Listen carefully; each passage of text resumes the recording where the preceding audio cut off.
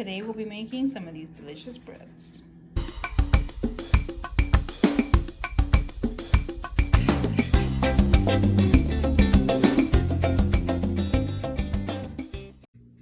Two cups almond flour, 3/4 cup arrowroot, 1 teaspoon xanthan gum,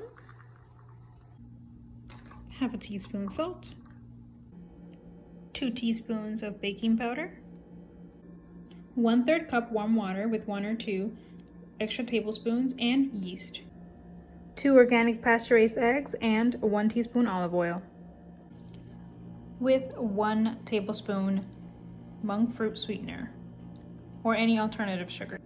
Mix your wet and dry ingredients. Nice golden brown buns. They're ready to be cooled.